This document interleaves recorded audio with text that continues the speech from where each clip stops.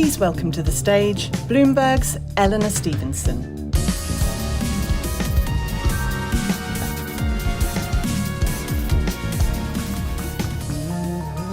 Good evening and welcome to Building a Green Economy for All. Whether you're joining us virtually or you're here in the room, thank you so much for being with us this Friday evening. We are at a course-correcting moment in history, and we know we need to transition towards cleaner energy, and we need to look at diverse range of sources to power our future. This evening, we will be asking which sources are affordable, accessible, and most importantly, can achieve scale. What emerging technologies will be the most disruptive? Who is investing in and manufacturing those sources? And how we can balance the need for cleaner resources with energy security concerns. We have an amazing speaker lineup, but we want you to be part of this conversation. So please take out your phones and scan this QR code so you can respond to our polls and submit in our questions to the moderators. And let's have a practice session now. So if you can answer this question, would you like to race a Formula E car? Yes, sign me up. Or I'm happy to watch.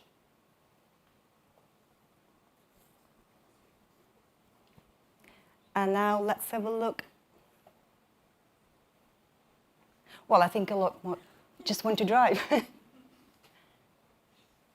Okay, great. 88%, I think almost everyone. Well, you've got the hang of it. And before we go ahead, I would like to acknowledge our sponsor of this evening is Indiana Economic Development Corporation.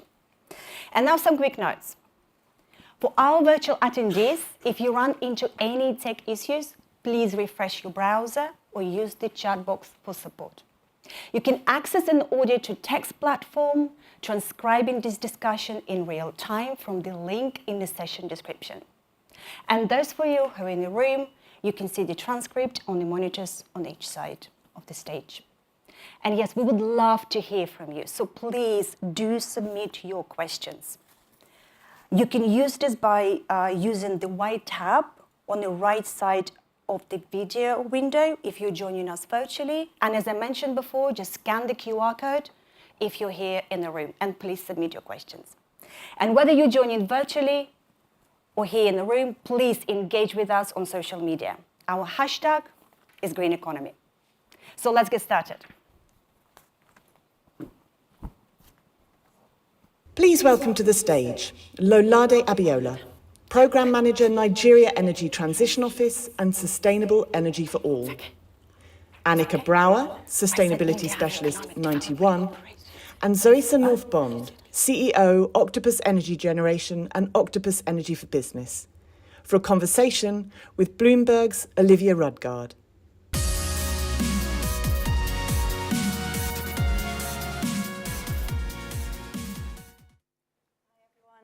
Good evening. Thanks very much for being here. I'm Olivia. I'm a reporter at Bloomberg Green. I cover climate change, the environment from all different types of angles, but we're talking today specifically about climate equity. We've got a really, really great panel here.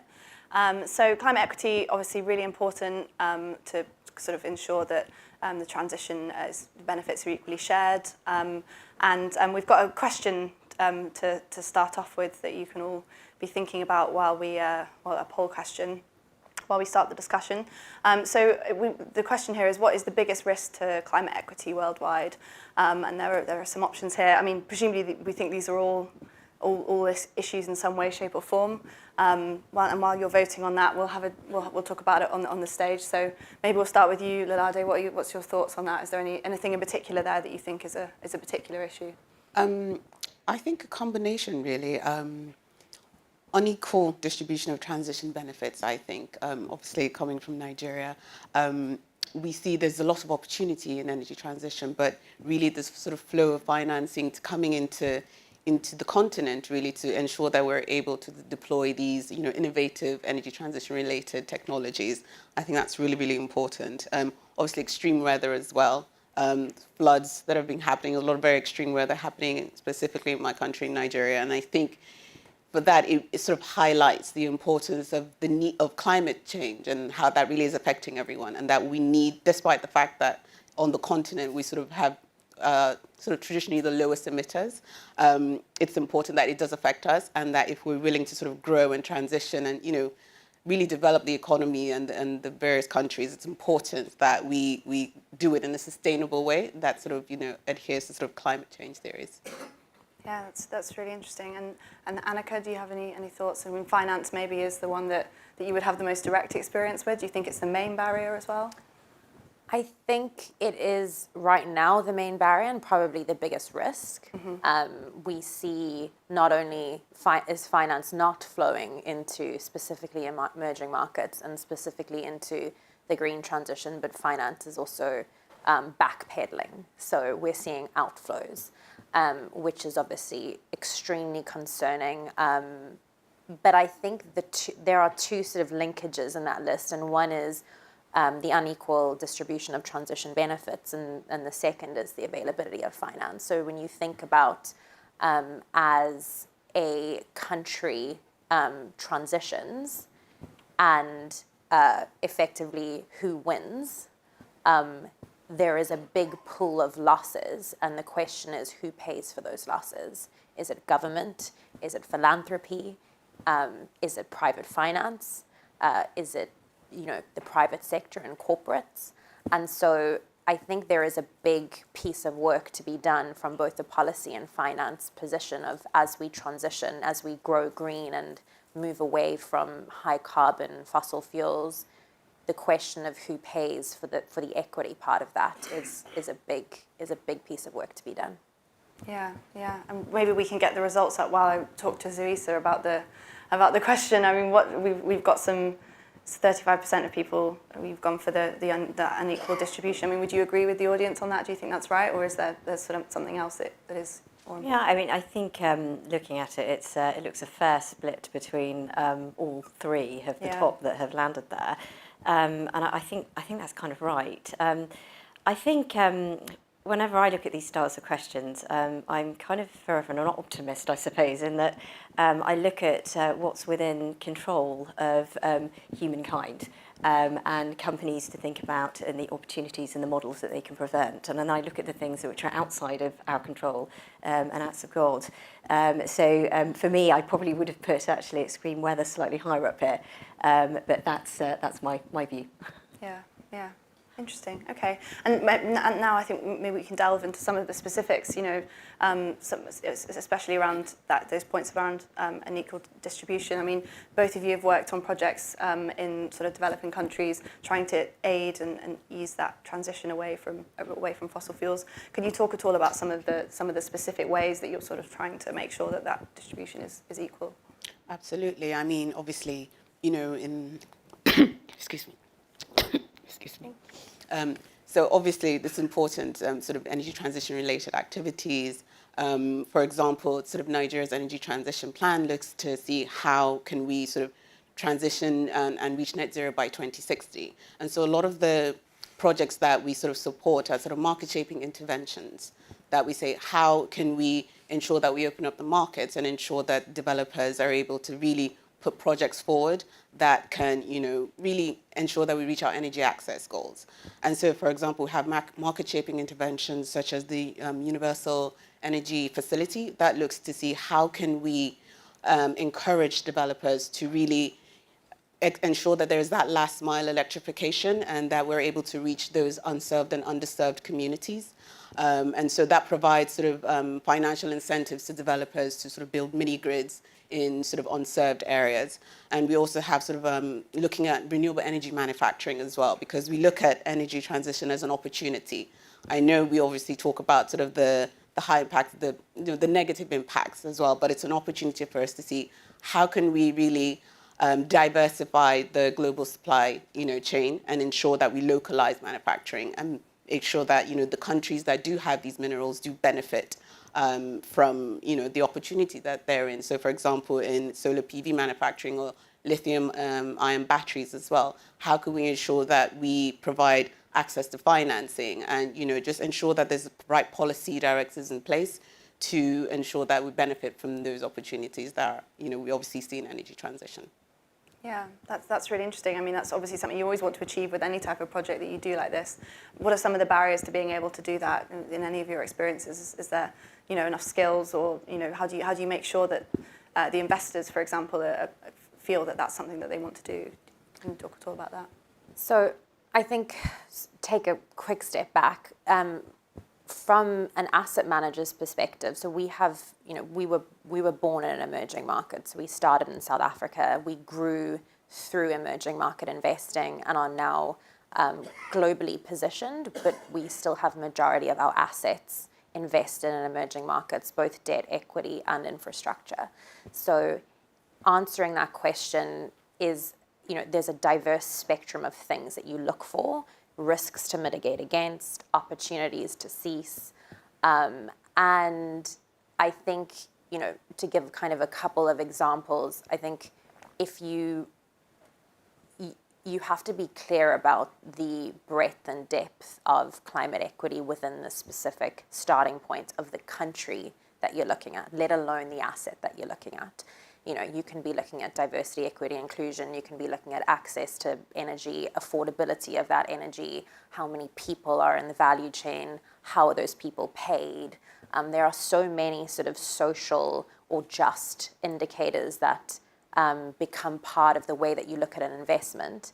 And I think the starting point is being very clear on what is it that you are trying to drive. So what are the positive outcomes you're trying to look for?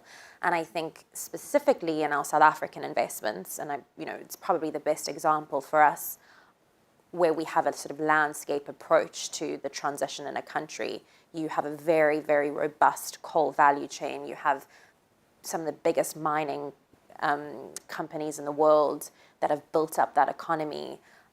Equally, you have a coal-fired power energy utility that is powering up the economy. So any manufacturing is going to have a very high carbon content. And the transition represents a massive opportunity, of course, but it also represents a massive risk to the economy at large. Mm-hmm. What happens if policies mean you have to close down the coal mines, the coal-fired power stations? What happens to those workers and what happens to those communities? Because effectively, in a country like South Africa, for every one coal miner, there are up to 10 beneficiaries. So you have an entire economy that is circulating around what we're trying to move away from. Mm-hmm. And what we need to make sure we do with our investment is we don't create unintended consequences. So I think with climate equity, we always have to be sure that we have to acknowledge firstly, that there will always be unintended consequences for what you do as you build out renewables, which will be cheaper, it creates more power, it is more affordable power, it is more accessible power. There are people that will lose. And everybody, we have to see that circularity when we're making those decisions. So it's about how you measure, what you measure, the time frames that you give companies to transition, but also, seeing it as a landscape approach is very, very important. Yeah, that's really interesting. I mean, and Octopus has a lot of, your consumer base, as I understand it, is very much more kind of developed countries. So, but those same risks still exist, right? We've got a very established gas industry in this country, for example. So if you're going to go in and tell people that we're going to move away from that, that presumably is something that you've encountered in your work in this country. Yes, I mean, absolutely. And I think it's always about being able to demonstrate what the clear benefits are and why something is important. I think as well, the way that we look at this very often has to change in those more developed markets, I suppose, when it comes to energy transition type technology. Because actually the most effective routes we've seen have been looking at things in a very decentralized type of way. So I know Annika was just referring to looking at countries in specific situations, and I think that's entirely right. And I even look at regions of where we have customers and projects. And actually, nothing is, there may be common themes, but nothing is exactly the same or identical. I would say one of the most common themes and the binding factor is how we can almost skip the wires, but use technology to provide cheaper energy for everybody. So that really is a binding factor, which is the fact of the matter, if you're living with the project, you should be the first people to benefit from it. So whether or not that is jobs and learning essential skills, or it's about getting cheaper energy bills as a result, those things have to be super important in everything that we're planning for the future. Yeah, I mean, that community energy model is something that presumably is relevant to all of the contexts in which all of you work. And I mean, does that also kind of help negate some of that political risk? You know, do you encounter policymakers who are worried about going forward with something like this because they're concerned about what it will mean for their voting base? Do you think that's something that could be helpful with that? No, absolutely. I mean, so you referred to sort of using technology, and I mean, absolutely. Yes, you can come across that, but ideally, really, they're looking at how do they provide electricity to their customer base? How do they provide electricity to their, the people that live in their communities? At the end of the day, energy access is, a huge issue that we really are trying to achieve by 2030. And how do we sort of utilize innovative technologies? And it's important that you said that. How do we almost leapfrog? We know you hear that a lot, in order to provide access to electricity. And it's fantastic that we're seeing now, technologies through solar home systems that can not only power houses, but it can be used for productive use as well.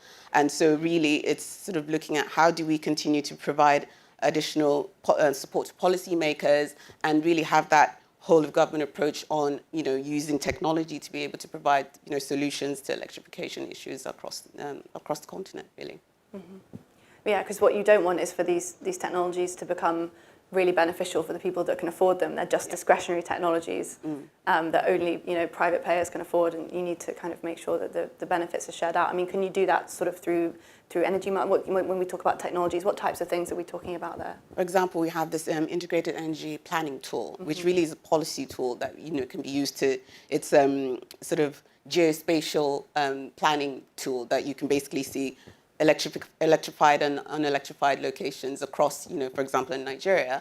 And that really it's useful for the distribution companies as well, for planning as well, because we've identified that decentralized renewable energy technologies really are the least cost tools for grid extension. And so you have locations that will benefit from mini grids, locations that will benefit from solar home systems. You have agrarian communities that really, you can use solar to power, irrigation pumps, and for a lot of the activities that they work in. And then obviously you have CNI technologies, CNI renewable energy technologies as well, that could be used to support sort of markets and communities and things like that. So really, it's how do we use solar to kind of extend off-grid electrification as well as on to shore up the grid as well, because for us to ensure that there's scale and that we're able to electrify as many people as possible, we have to combine on-grid and off-grid solar and renewable energy technologies, really.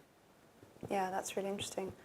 Okay, and then there's a good question from the Q&A here. How can emerging markets compete with the US IRA and the EU's equivalent in attracting renewables, manufacturing? I mean, we sort of touched on some of those issues. I imagine, there are workforce issues or skills issues. Can you talk at all about what practical things some of those countries can do to try and compete? Yeah, I mean, I think, again, I keep talking about this from a risk lens, but I guess at the moment, emerging market economies are not considered in many regards as, having the strongest enabling investor environments. And to set up manufacturing hubs effectively, you need to strengthen those enabling environments. And a lot of that, in the case of USA IRA and the EU, that starts with policy.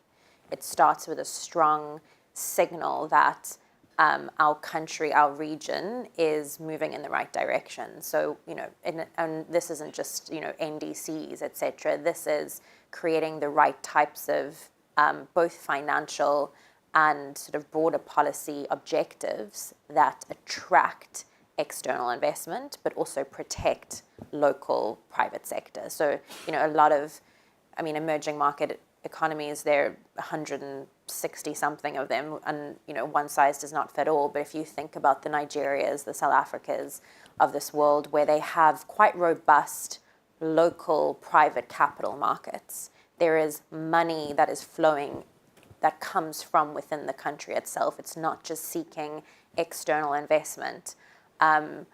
How do you attract that capital into manufacturing? Because ultimately, that's the capital that will create the longevity of the system. But to do that, you have to reduce the cost of capital. There are a lot of macro problems, and I guess ways that the kind of broader economy can come together to sort of try to facilitate that. But I would say, a really good starting point is for us to stop looking at emerging market countries as such high risk where there is only perceived risk.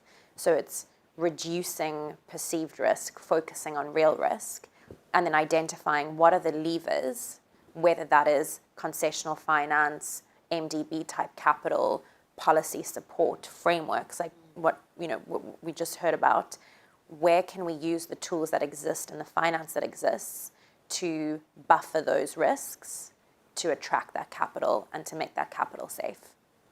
Yeah, interesting. Okay. And thinking about sort of that kind of cross-border, energy markets are increasingly becoming, that sort of cross-border. Octopus has an investment in X-Links, the Moroccan project. I mean, is that a good example of this, do you think? I mean, did you kind of look at some of these questions around investment coming into Morocco, and how did you kind of make that decision that this was something that was going to be kind of important for your business?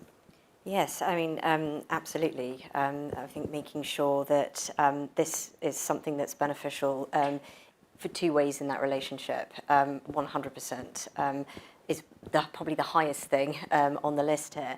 And I know a project like that, for instance, could create 10,000 jobs locally. And it's also about bringing skills and knowledge, I suppose, in building industrial-sized solar in that way, whereby there is a cable that connects what's happening in Morocco to the UK, vice versa. So absolutely, the highest of priority is making sure that we do things like that, and it is a skills transfer in absolutely every single way. Just thinking back to the question that you've got on the screen here around how can emerging markets compete. I have to say, looking at these two policies and schemes that have been brought together, there are many markets probably that could be looking and thinking, actually, how do you compete with that? Do you mean the UK when yes, you say that? Yeah. not that I would call anybody out, but I completely agree that it kind of starts with consistency, intentionality of getting the right people thinking in the right ways, which is not, it's about the opportunities versus the barriers. But it does kind of start with policy, clear targets, and something that manufacturers, supply chains can really get behind as a form of consistency. So all of those things. Yeah. I mean, it's that sort of strategic thinking, right? That sort of, and then you have the much more business, confidence from businesses that they can invest. And we talk about skills, but almost it's that policy-making skill, that strategic skill that you need, and the intentionality from the very top. And I think just to add to that, I'm always fascinated by how sort of the world has changed and business models have changed just, after the pandemic. And I'm fascinated by, things like nearshoring, how, companies are actually looking to come closer to the end users. And because of, the opportunity in renewables, across Nigeria, across Africa, it's important to highlight the benefits of actually coming closer to the end users and sort of working and investing within those countries in Africa to see how can we, basically start producing some of these renewable energy, technologies that can not only be exported outside of the continent, but within the continent as well. So really looking at that opportunity, I think, is a way to kind of start, and then we can sort of see how we can start competing. And also the fact that there's quite a lot of raw materials as well, within the continent. So for me, that's another sort of attractive way to sort of say, come into, the continent and invest. Yeah, I mean, especially that, that raw materials picture. There are a lot of people who have an interest in diversifying the manufacturing base for you know, the places where you can manufacture lithium-based technologies, for example. So that's quite a good sell that you can then make to investors. Absolutely. That's really interesting. Okay. And I mean, we have to talk about physical risk as well. I guess it's sort of the central question here, the actual impact of climate change on some of these transitions and how easy they're going to be. You know, we're starting to see we've been seeing those impacts for a while, but, you know, in the context of this summer, floods, fires, how is that affecting the way that investors and governments are thinking about the programs that they want to introduce?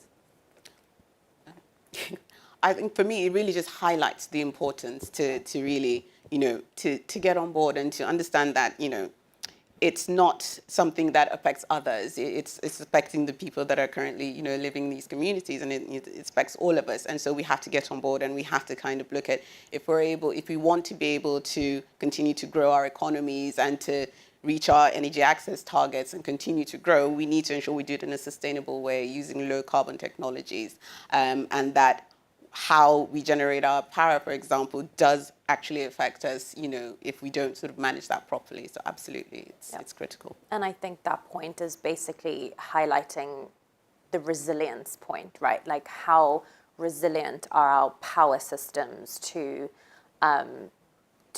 rapidly changing situations, whether that's we need more power from the grid, we need to be extracting more because we need to be cooling our buildings, or, you know, we need different types of power because, for instance, if you are a coal-dependent economy and the quality of coal is rapidly declining, it means your energy availability factor in your grid has reduced, which means there's less power to go around for all of us.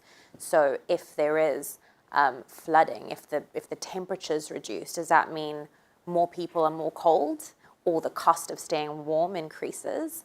And I think as we all feel, you know, wherever we are in the world, let's be honest, everybody's felt it, either a really hot London summer, which is, everybody knows is unbearable, or you're in India, or you're in a lower income or smaller and developing state where you're seeing this every single day. What it does is it accelerates the response. So I think in a positive way, we've seen from country level a accelerated response to the problem.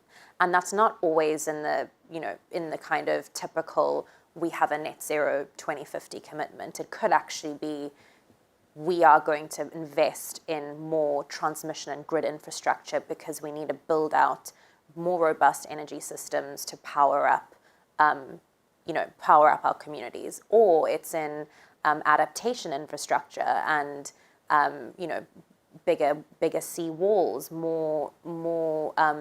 We've seen in smaller and developing states lots of fiber optic cables that don't run below the ground but run above ground because of flooding risk.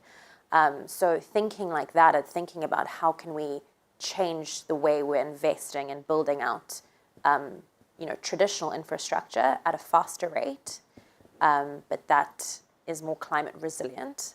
I think that specifically from an emerging market perspective, we've seen a big response to. Mm-hmm. Yeah, and those developed markets, the challenge is slightly different, I imagine, because, a lot of it, you mentioned a hot London summer, we're having these peaks of demand in the summer that we only used to ever have in the winter. Some of the work that's being done in the grid around sort of, demand load balancing is relevant for that. I'm assuming that some of that technology can come into play there.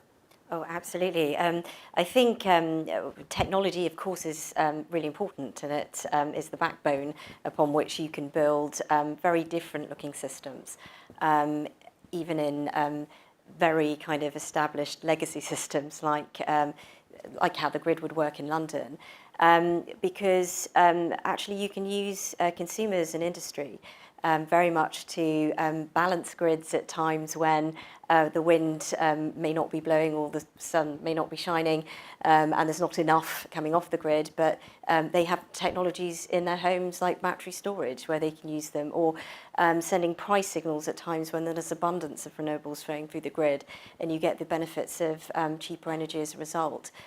So yes, technology now will be super important, but I think also the consumer at the end of it can drive an awful amount of change and almost vote for what they want to see more of. And I know looking at some of the things that we do as Octopus, we look at now developing even the way we develop wind turbines and solar farms, rather than it being something which was very much a centralised activity, say coming from an energy company like ours. We work very closely with customers where they tell us where they would like these things and say, look, we will use these wind turbines and we'll use the wind when it's cheaper and we'll store it at times when it isn't. And I think it's through trialling those types of things, piloting small scale, that we'll start to identify the big models, which hopefully can transform the world in the way that we do things.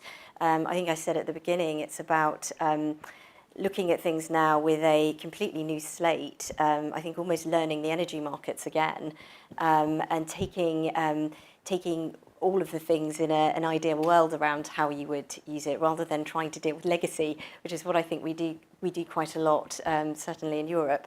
And we try and implement that and look for all of the things that we would want here in the way that we set up an energy model elsewhere. And it simply can't be like that. It can't even be like that in Europe anymore.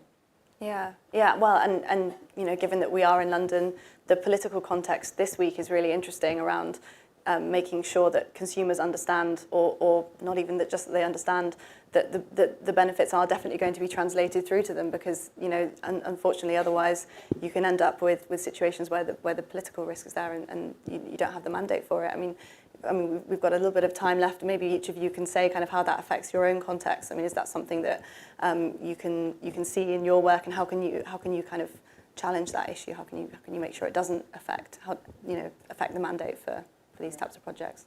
No, I mean, at the end of the day, I think these is very important. Excuse me. Bless you. Excuse me. Important issues, and so I know we don't have much time left, so I'll just try and sort of cap up what we're trying to do. Sort of energy transition related work. So it's important that we continue to sort of work on sort of market shaping interventions and policies and things to ensure that we sort of get the right traction with regards to sort of meeting our energy transition goals and our energy access goals. And yeah, just continue to sort of work with the governments and work on policy change, really.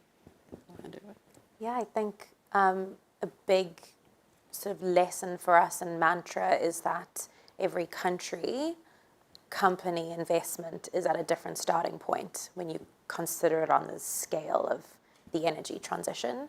And that starting point should not penalize that investment, whether it is an infrastructure investment, whether it is an equity investment, whether you're talking about, sovereign investments.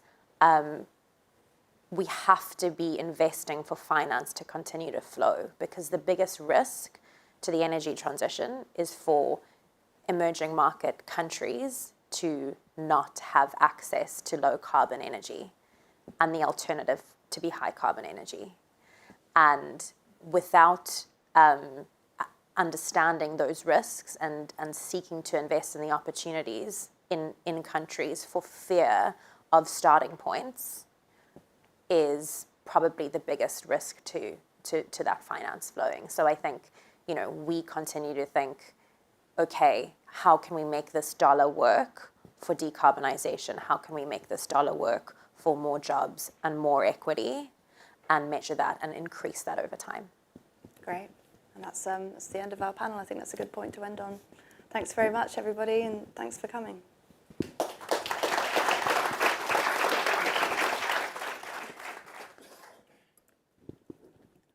Please welcome to the stage Selina Scardina, Executive Vice President, External Engagement, Indiana Economic Development Corporation.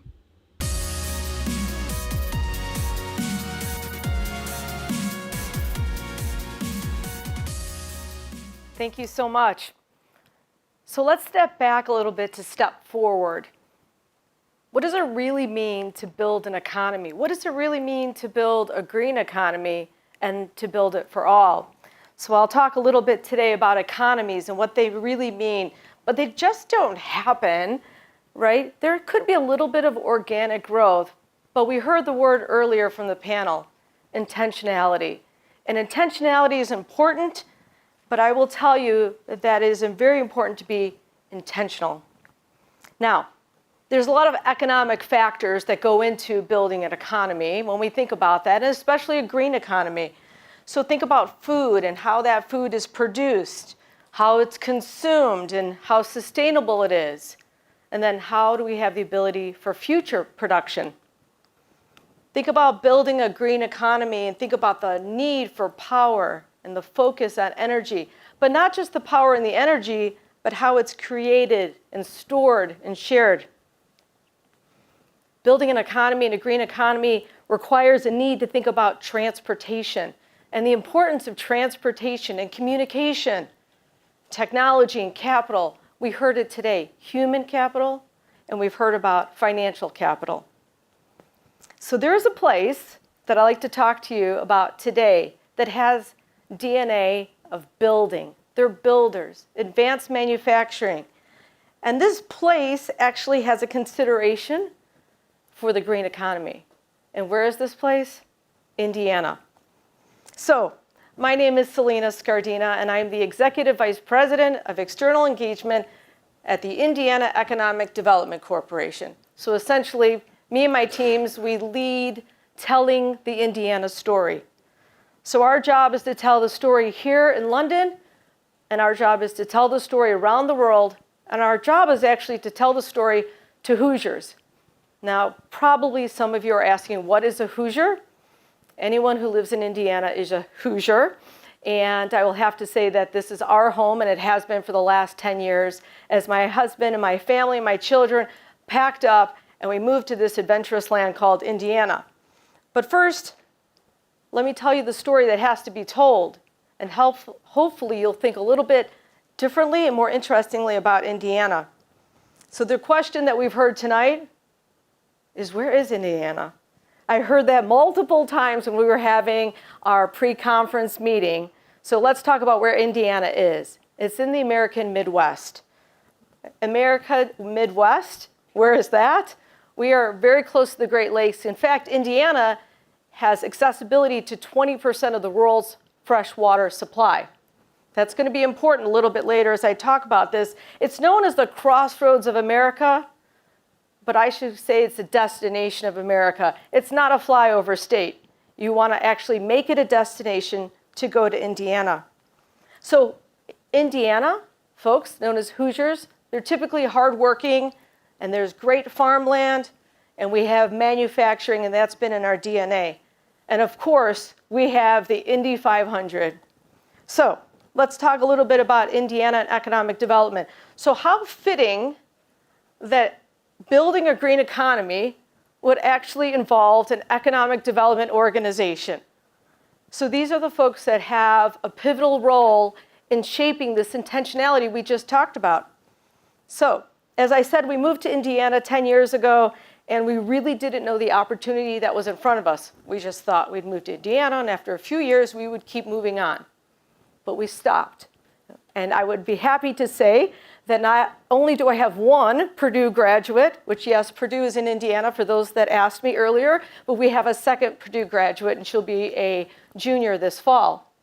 But I'm also happy to say that my husband has grown his career. He's a senior engineer at a company called Zimmer Biomet, which is in Indiana and has operations here in the UK. So I'm going to talk to you about this innovation and this economy and the development that we have towards a greener economy. Probably the first thing you think of is not Indiana. When you think about this ability to build, and there's an important word in there that we heard, which is intentionality, but we also heard another word, and it was called for all. At the IEDC, we welcome businesses. We say, come to our state business, and you thrive, and you grow in our state, and you bring more business. In fact, in the last year and a half, we have welcomed $33 billion of economic development. And a good portion of that is from foreign direct investment. Those companies from other countries that said Indiana is a good place to do business. So we're so excited to share with you our roadmap, how we're making very strong intentionality and consideration of being green and what that looks like, and more things around our economy. So, 2 years ago, we embarked on something very, very bold. And we said, let's do something very different. Let's go after the industries that we want, the economies that we want, instead of the ones we get. And we launched this strategy called the 5E strategy. We heard the term strategic and intentional. I'm going to take you through 3 elements of that 5E strategy. And you can find the rest of this information on our website. But entrepreneurship, we're going to talk about what it means to be a business owner in Indiana. Startup or an amazing company like Eli Lilly that has operations also in the UK, and they're from Indiana. So we're also going to talk about this course and what we have a responsibility to do in economic development to make sure there is climate equity. We're going to talk about the next E, energy transition. Yes, the word is transition. Somebody mentioned coal. It's a stair-step approach to where we get to, and we actually have to start going up those stairs a little bit faster. We're going to focus on operating locally and efficiently and how we source and use energy. And the third E I'm going to talk about is the economy of the future. And we're going to explain what the economy of the future actually means. So we're going after the businesses we want, and we're going to grow. So let's start with entrepreneurship. What is it like to be a business owner in Indiana? Well, I can tell you we're ranked the #1 state to start a business. And after you start your business, we're within the top 5 states that you're going to stay in business within 5 years. So how do we make that happen? It's the cost of doing business. So we have entrepreneurs that will tell us when they actually are operating their business, their operating cash flow or their run rate is sometimes up to 10 times further than if they were in another state. Because we are friendly with our taxes, we're friendly with each other, we have connectedness, and we're very, very interested in your success as a business owner. Because if you're successful, you will employ more folks, will attract more workforce, and then we'll all be successful. We are a very, very well-run state. We have a very good P&L, and we know how to balance our budget. So I will also tell you that we're ranked very high in terms of Net Promoter Score and customer satisfaction. Yes, as a state, we measure that. And for those of you who are in the experience world, you know how important that is. Our agencies work together, and we hear that our permitting process is so incredibly fast that businesses can get up and running faster and further. So our secretary says, let's run at the speed of business. And then I like to say, let's take the best practices of business and put them in economic development and in our state. So we believe in this so much. We are the first state to launch a portal in multiple languages to launch, start, grow your business. Everything from getting started with humans helping you to navigate how to get funding. It's called connectind.com if you're interested, and you can pick which language you would like to use. So now let's go talk about an example of an entrepreneur. So this is one of my favorite stories. This is Adaraya. So Adaraya has been developing shrimp harvesting for 10 years. And within a year, we've helped them be successful. And we are now harvesting shrimp in Indiana. Now, did you mention earlier where Indiana was? We talked about that. There wasn't any sea near Indiana, was there? It's all freshwater. So we're harvesting shrimp on farmland today. So there's a lot of surprise looks in the room. It's a time invention, best invention of 2022. And I will tell you, it's large-scale, sustainable shrimp harvesting at zero waste. And anybody who's familiar with this concept knows some of the destruction shrimp farming can do to our oceans, and specifically around our shores. We got them to market. And you can actually order shrimp if you're in Indiana and have that delivered to you. Should that be surprising? Yes. But what the consideration and the intentionality there was to make sure that we did this in a very clean, sustainable, fast way. So that's one of our E's. Let me talk about another one of our E's, and that's the energy transition. So it's interesting when you look at strategy. Usually strategy will fail when there's not an execution to go to the market. And we're doing this. And we are now 4th in the development of all 50 states of clean energy. You probably didn't know that, but this is an important thing to know because it is what we're talking about today, building a green economy for all. And when we attended COP27, folks said, what is Indiana doing here? Because we want to be part of the conversation, and we also want to start leading in that area. And again, this is an energy transition, and our discussions are important. So I want to share with you an example of that. So this is Mammoth Solar Farm, 1,300 acres in Pulaski County in the middle of our heartland of Indiana. So what's important about this is Durrell Renewables invested in this, but they did it in a way that was very, very smart.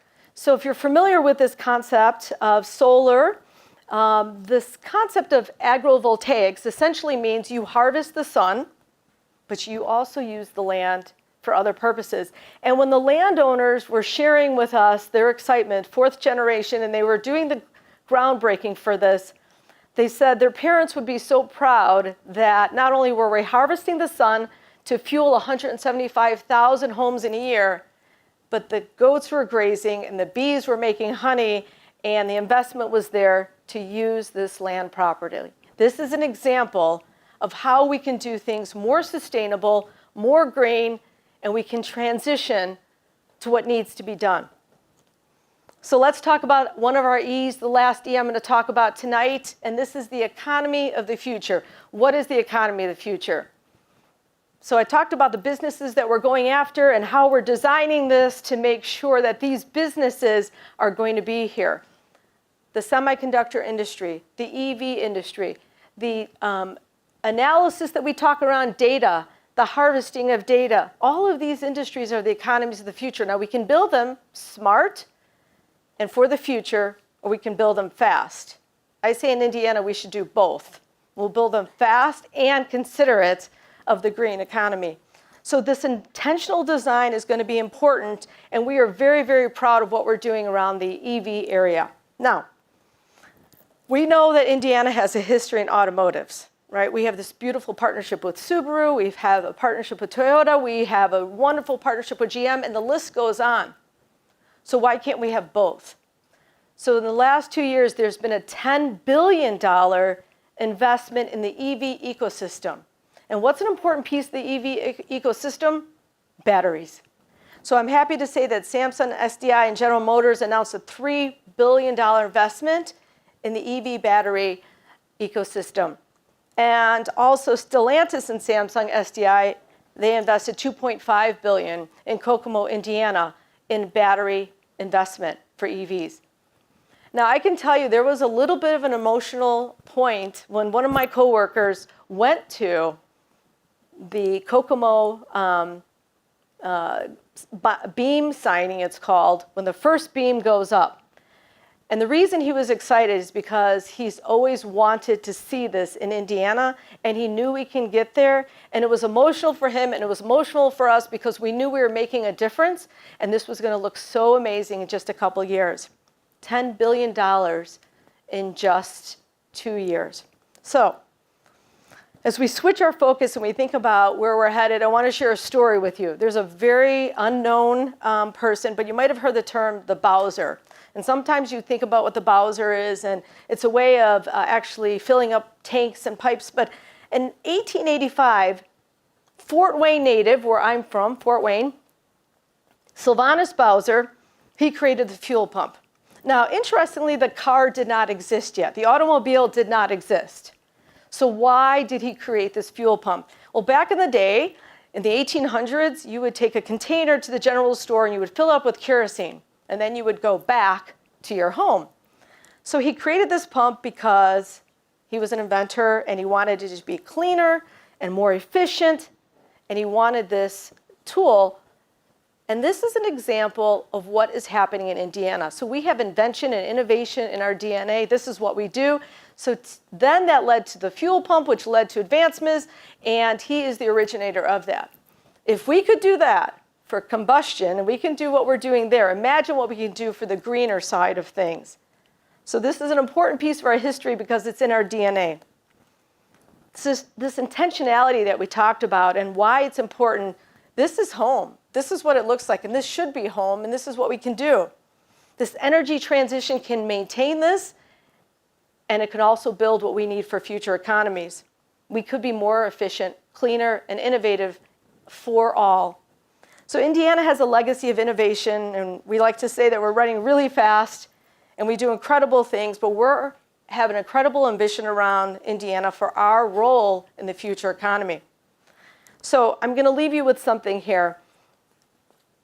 We feel so strongly about this idea of transition and a green economy and what we do that we've taken 9,000 acres in our heartland, and we've actually said, you know, we can be the future and we can create this hard tech piece, but we can also maintain our communities and balance it with sustainability. So I'm going to introduce to you today, just launched today, IndianaLeap.com's marketing for this essentially destination for development district for green economy and our future. So you'll see a group of us here from Indiana. Please talk to us after this event. We're sponsors of this because we believe in this, and I want to share with you Indiana Leap.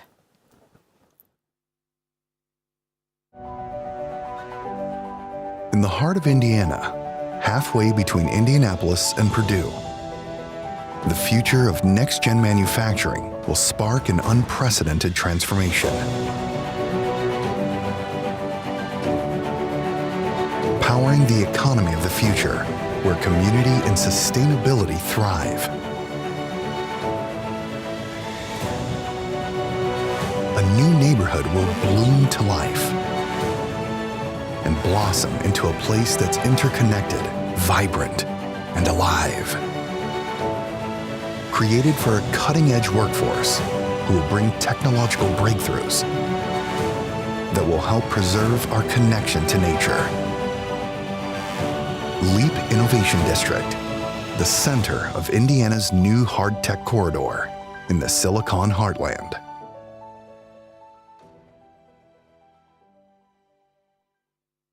Please welcome to the stage Marissa Andretti, Vice President Andretti Autosport, Managing Director Andretti Technologies, and Katie Munnings, Driver Andretti United Extreme E, for a conversation with Bloomberg's Craig Trudell.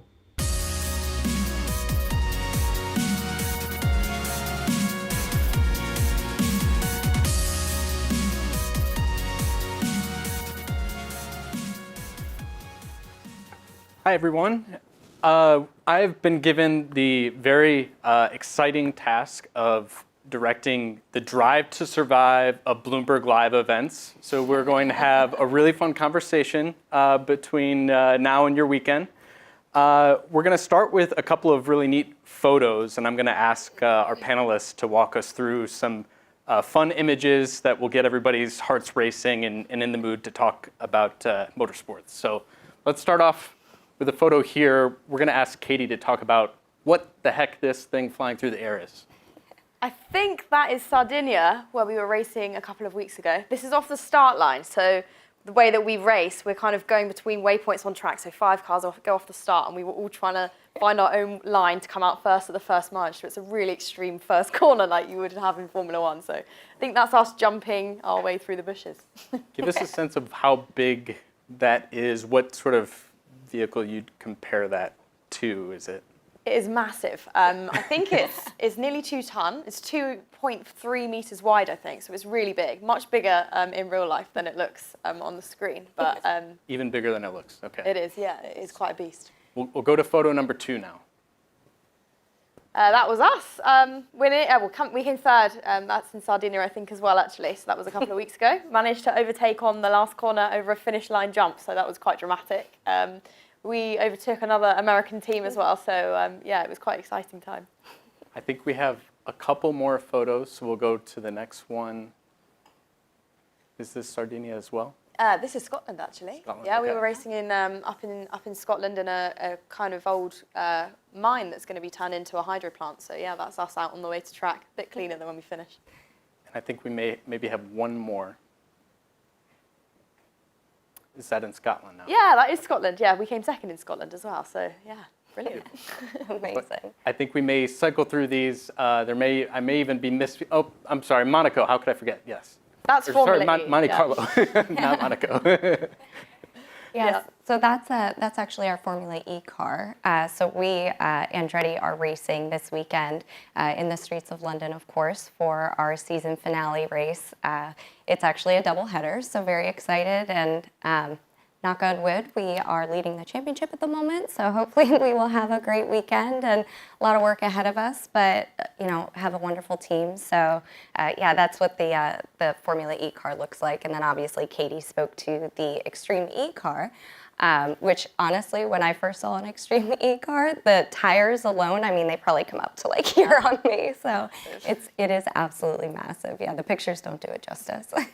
Could you talk a little bit about that difference between Formula E and Extreme E?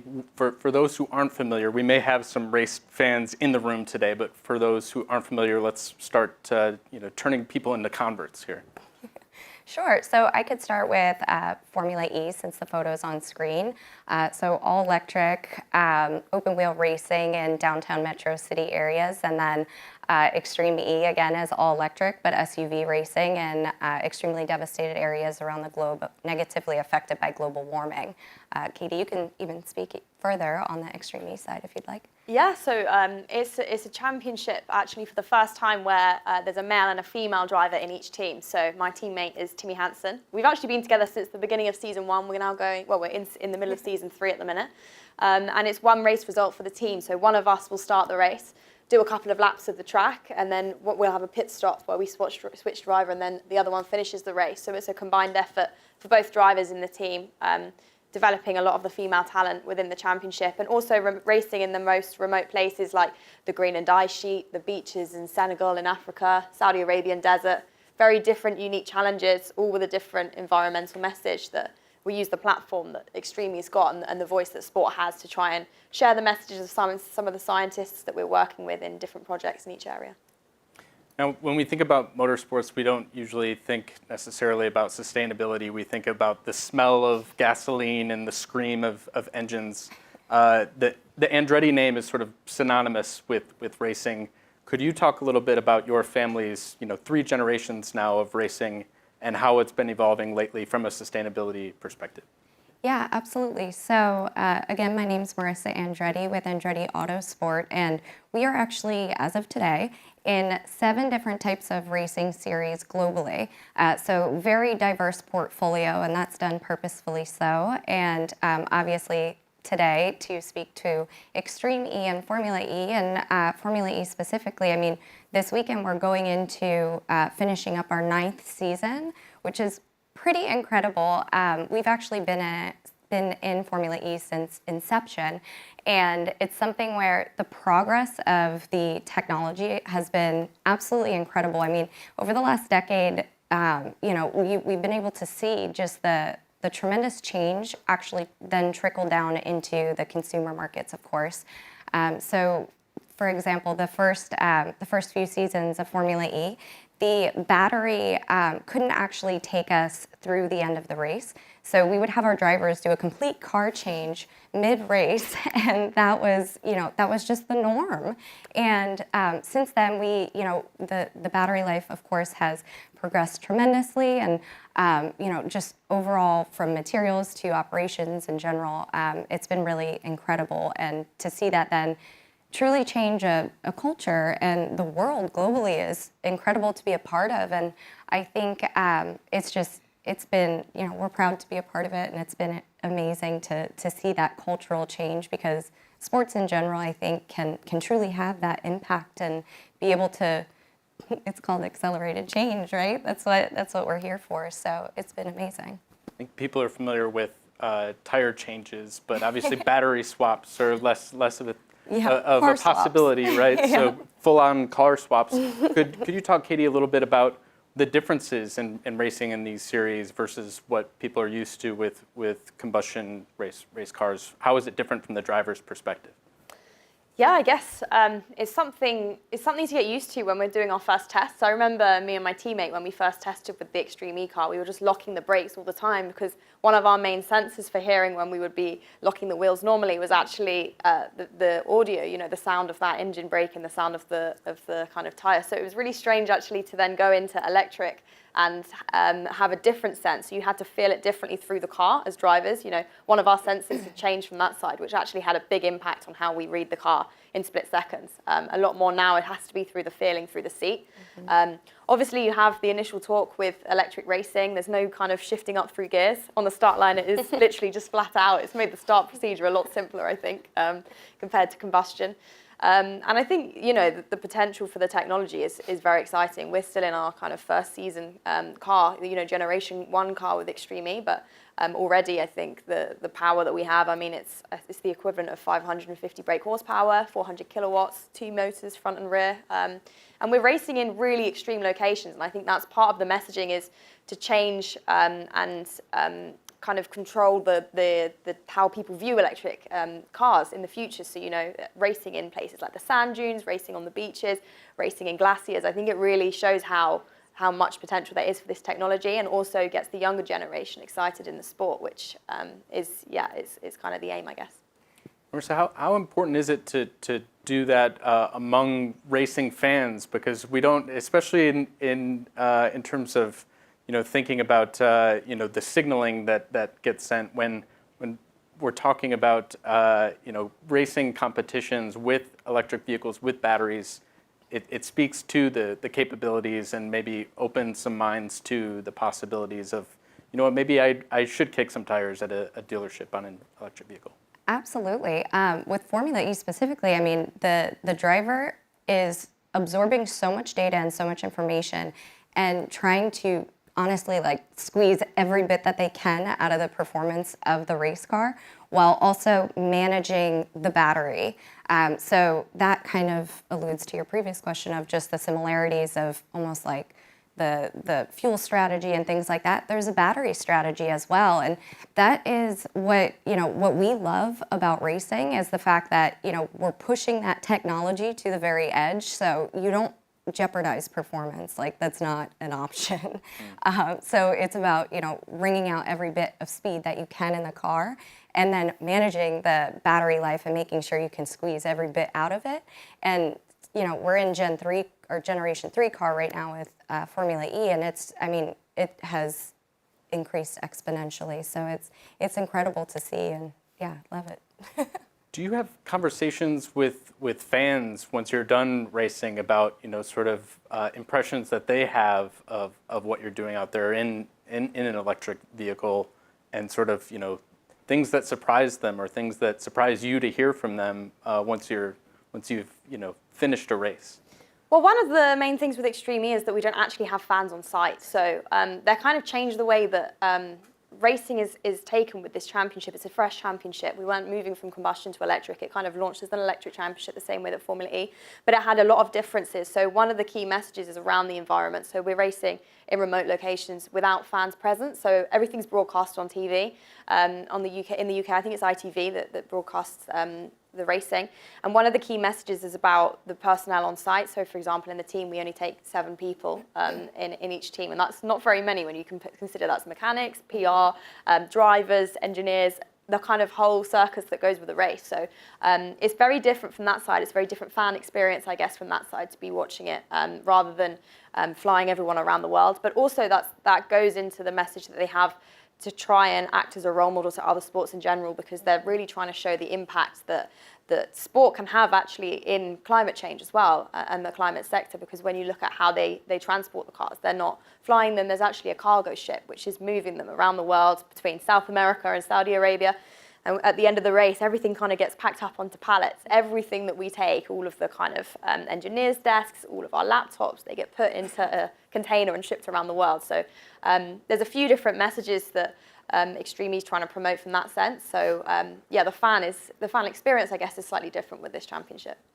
That's maybe a good segue to talk about accreditation for Andretti, and how, you know, as we're talking about, you know, on and off the track, some of the ways that you know, the sport is changing, and maybe Marissa, you can share with the audience a little bit more about that.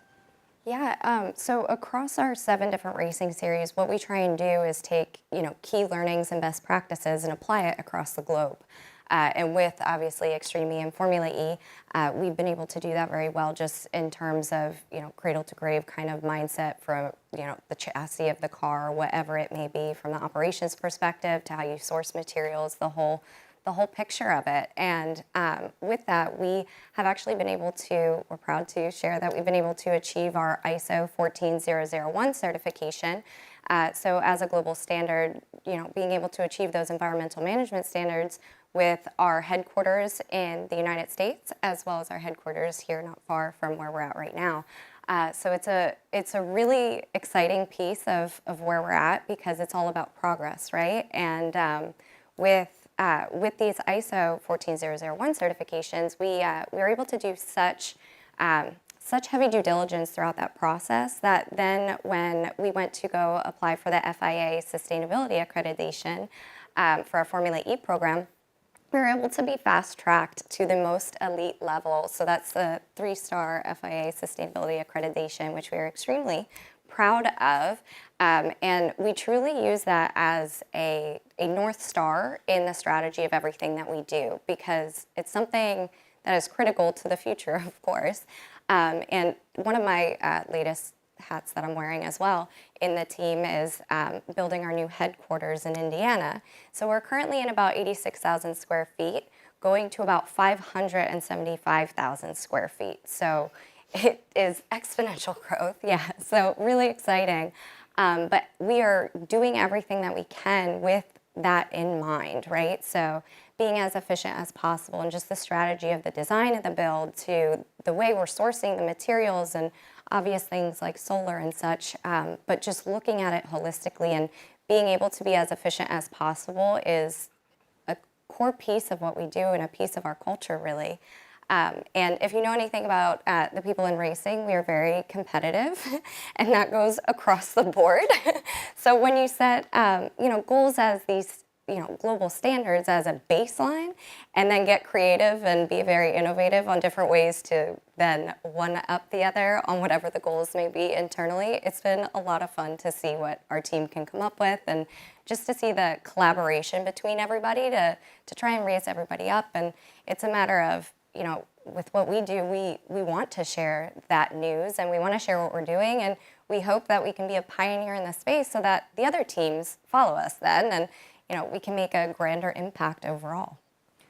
And on that topic of competitiveness, how is it flowing through differently in these series than it is others in terms of All the same. yeah, is it all the same? It is, yeah. But I mean, you could speak to it more, but the competition is so tight. It's incredible to see. I mean, that's why I was saying fingers crossed for this weekend for Formula E. Keep it that way, yes, because the competition is incredible. I mean, some of the best drivers in the world, and we're hoping for a good weekend. So I don't want to say any more about it. Can't jinx anything. But yeah, sorry, go ahead, Katie. Yeah, absolutely. As Marissa was saying, though, I think, that was one of the key points. I keep coming back to Extreme E, but I guess is what I know. Like, when the championship was founded, Alejandro Hagag, who had the big vision of creating this sport with a purpose, he was kind of saying that if you look back in history, the most watched programs are the sports matches and the top kind of performances. So what he was trying to do was he was trying to give the scientists that he's working with on the legacy programs, and each location that we race in obviously has a different message, and a big part of our week when we go on race week is actually working with the scientists for a couple of days on these programs. And these are multi-year programs in each race location. They're not sort of something that we just turn up to the race site and we're involved in for a day. They're long kind of standing partnerships with organizations in each of these areas to help repair some of the natural environment, and actually turning up and actually being able to give the voice to the scientists that have dedicated their lives to these causes. Because they say, they can publish a research paper and it might get read by 500 peers, but if some of the drivers, we have got Sebastian Loeb in the championship, Nico Rosberg, Lewis Hamilton have teams, if some of these people can be sharing with their huge following that aren't necessarily looking for the messaging that the scientists are trying to share and some of the solutions that they think that people could help with on everyday lives, that's what makes the difference. So I think we have to have the world-class racing to attract people to the sport, which is exactly the competitive side of it, and we have to have world-class racing. But that's a given when you look up the lineup of the drivers that the championships pulled together. There's some massive names in motorsport, and everybody obviously will try to bring their A game every race. And I think we have to have that side to be able to engage the younger audience, engage the fans, to then spread some of the other deeper messages that the championship has. So we're getting close to the finish line. We've got just a couple of minutes.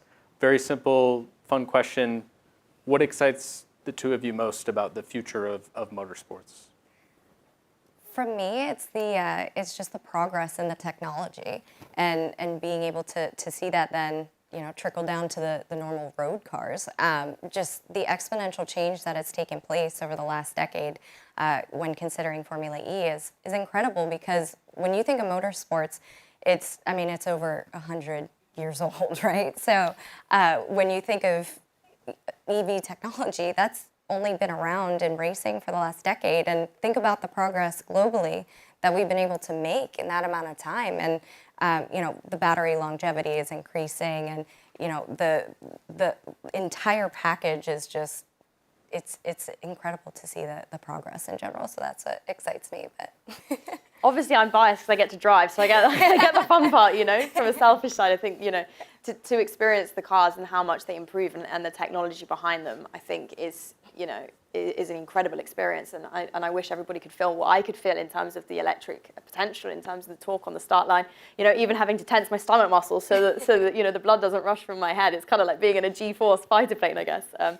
So I think from that side, obviously the technology and where that will go in the future. Extreme's got plans to be hydrogen, Extreme H, in a few years. So I'm not saying it would only kind of stay in one lane, and I think there's so many different routes now. But I think it's more of a global picture to show, and I think something that Formula E does, and Extreme E is doing very well as well, is to show alternatives of still enjoying our sports across, whether that's motorsport or in a different industry, of still being able to create the kind of racing that we want to see, the kind of action that we want to see, but to do it in a more responsible way. And I think that messaging and that combination is something we really have to take forwards, to not kind of go all doom and gloom about it, to have fun and to keep promoting that for the younger generation as well, I think is really key. Great. I think we're all out of time. Thank you, Marissa, and thank you, Katie, so much. This was a lot of fun, and thanks everyone for listening. Thank you all. Thank you for having us.